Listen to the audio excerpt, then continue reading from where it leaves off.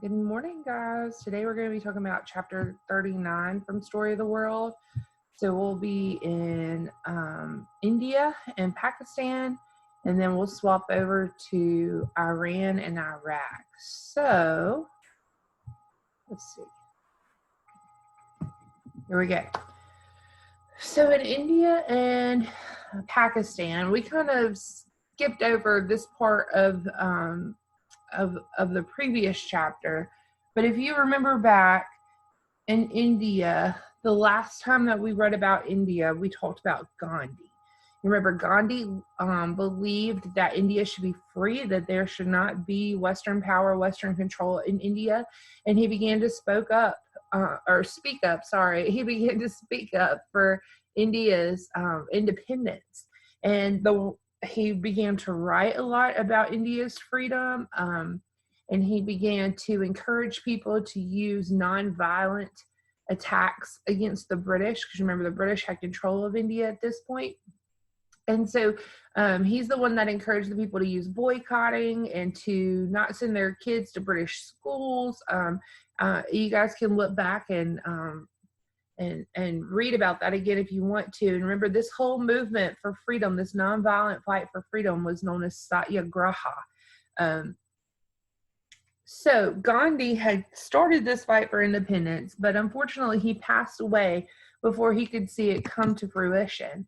But one of his really good friends, Nehru, did get to see this. He had been a part of the fight. He had been a part of this Satyagraha, this nonviolent fight for freedom. And Nehru was actually elected the first prime minister of India, and he served for 13 years. And part of what he did as a prime minister was to take back Indian land from European nations. He believed that all of this had gone on too long, and even when India was given its independence, it wasn't given back all the land that it had previously had, so he worked to get it back. And after he passed away, his daughter actually became prime minister. Her name was Indira Gandhi. She was not related to Gandhi that we've talked about before.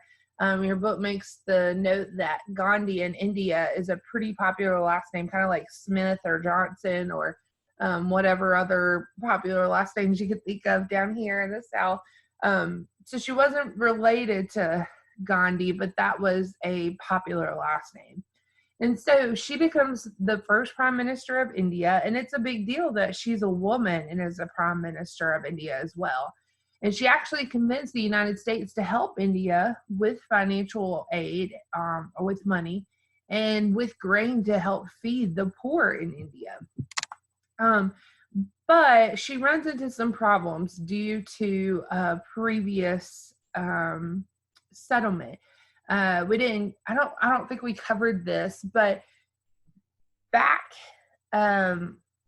several years, there had actually been two countries that were formed that were all supposed to be part of the same country, but they were separated by India. So you can see on this map, there's two really bright green countries. On the west side of India, you have West Pakistan. And on the east side of India, you have East Pakistan. Don't confuse Pakistan with Palestine. Palestine is next door to Israel. Pakistan is next door to India. I know that's a little confusing, but stick with me. Bear with me. So this split of the country, even though these two were supposed to be kind of united, they were split by India. You can see how much land is in between them. So obviously this is not a great setup, right? West Pakistan was where the government offices were and where the army headquarters were. So you can understand that part of Pakistan became more and more prosperous. While the East Pakistan, way over here, it's smaller and there's not as much business and there's not as much incentive to live there. And so it grows more and more poor. And so over time, this setup, this split, the name for this split, there's actually a special word we use called partition. You can think about curtains being pulled apart, and at the partition, they're pulled apart. That's kind of what we've got going on here with these countries. And so you could see that over time, this partition obviously is not working, and something's got to be done. And so in 1970, these two pieces of Pakistan actually declare war against each other, which you can imagine gets kind of complicated when you're fighting against each other, but there's this huge other country, actually two countries in between you guys, right? So citizens from East Pakistan that are afraid of this war and don't really want to fight in this war actually just run away. They go to India. But West Pakistan begins to believe that with all these people from East Pakistan running into India, that India may decide to get involved. And if they get involved, they're probably going to join on the side of the country that has people running to it.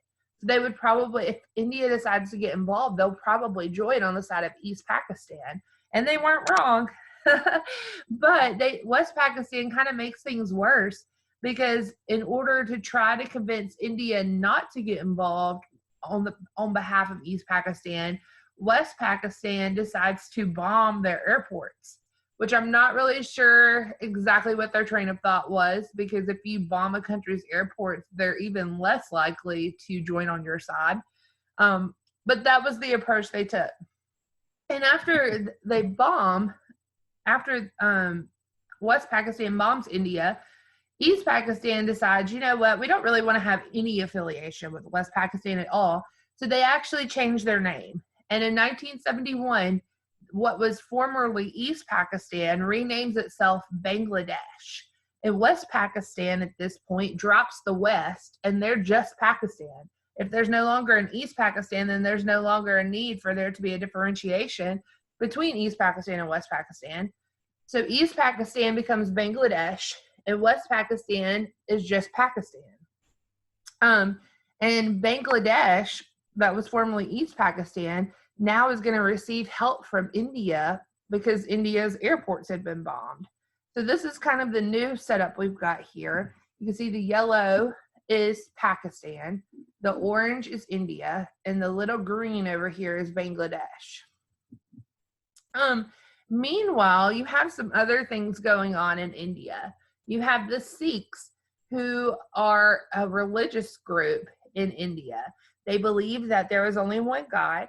They followed 5 holy rules that they thought were most important for the people to follow.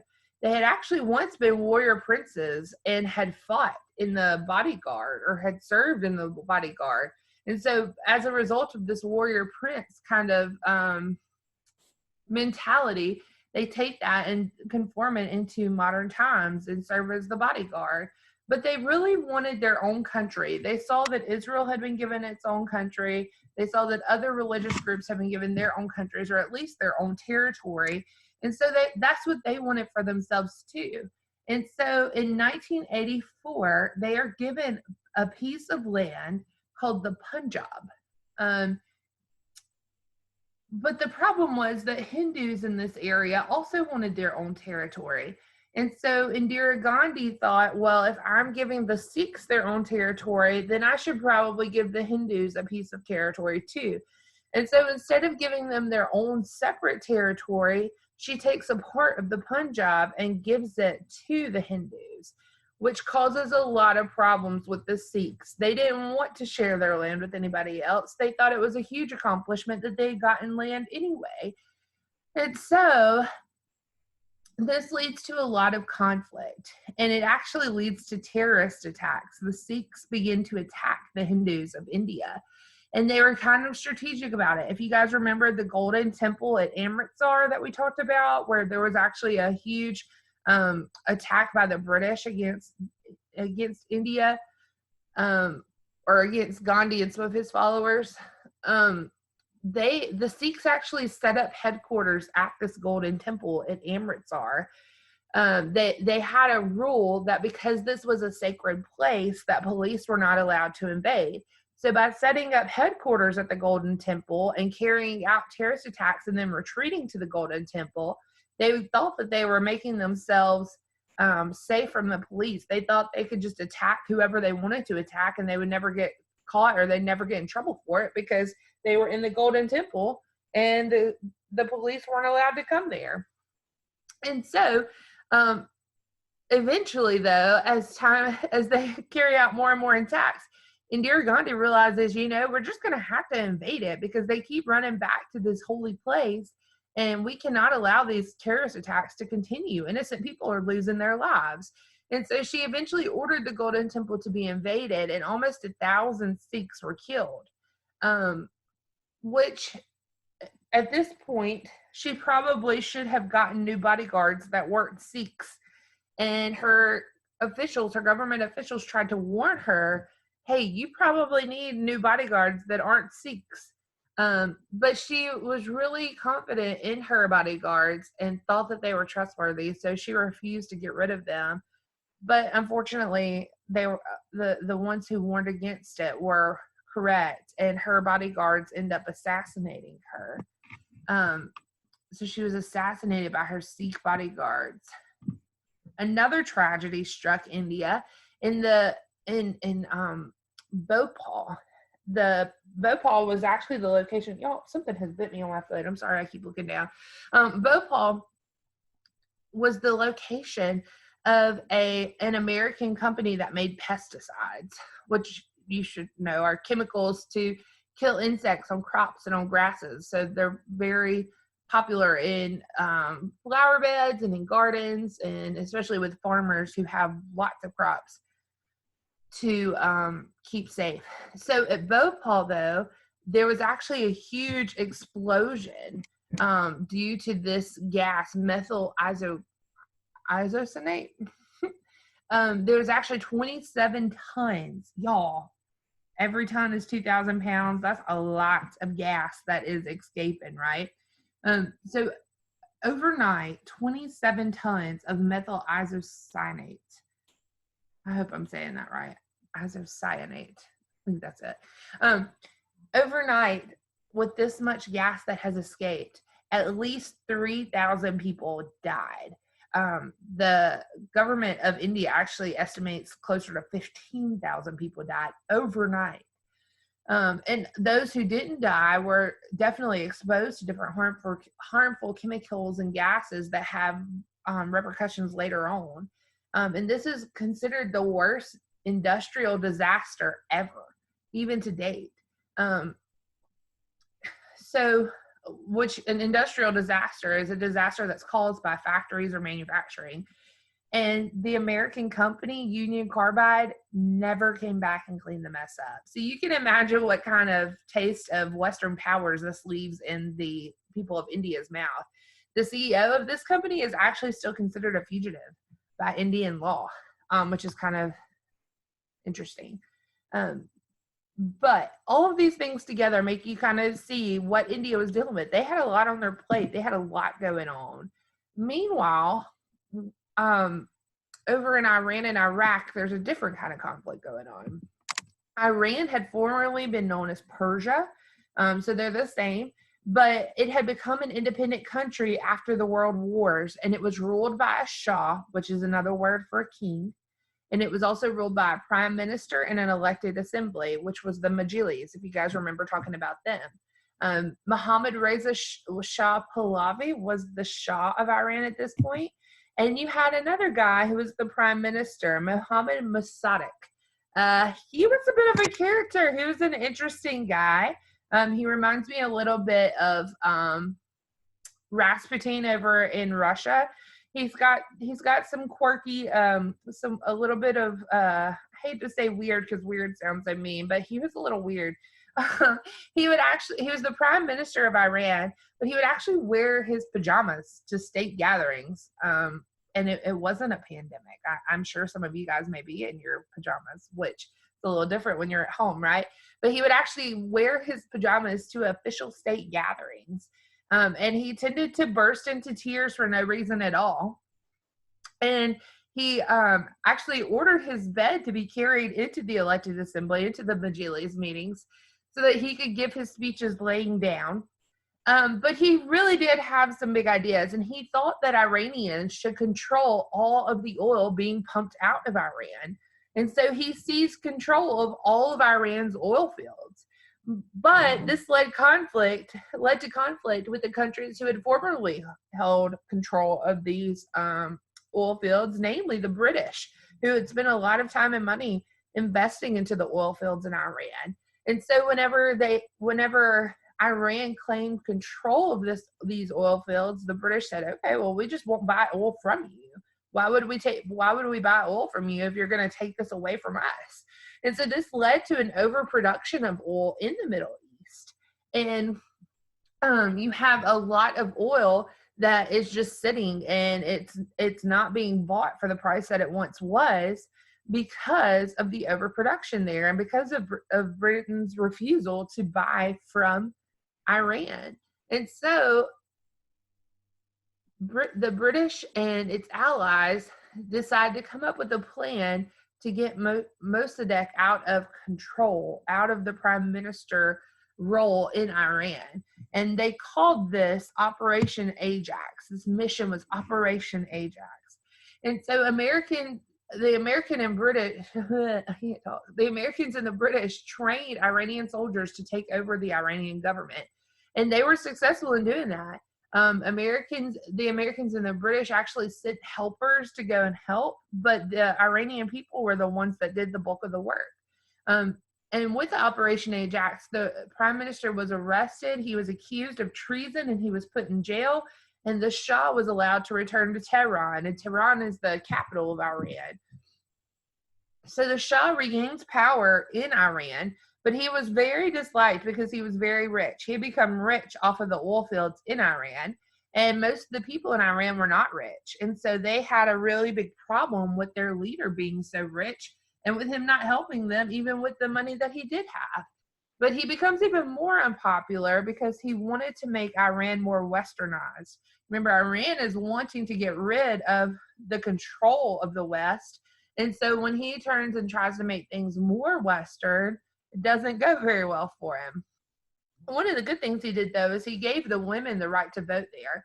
But he also tried to make Iran less controlled by religious laws. But you remember, the people of Iran wanted to be controlled by religious laws. They wanted more religious control. And so this leads into some conflict. All of these changes that he's making are known as the White Revolution. And he was making these changes in an attempt to make Iran stronger. But unfortunately, in his attempt to make Iran stronger, he makes himself even more unpopular. And so he felt like he had to keep control through the use of a secret police, which we know when there's a secret police, typically things aren't going so well, right? But his secret police was known as Sotw. And they had the power to arrest, torture, and kill anyone who opposed the Shah, but also anyone who was caught reading forbidden books, which became a real problem because the people of Iran were reading lots of books by Ruhollah Khomeini. He was an Ayatollah, which is an Islamic religious leader, and he wrote many books that had become forbidden. And so whenever he has the secret police, whenever the Shah uses the secret police, it gives them permission to even arrest and torture those who are reading forbidden books.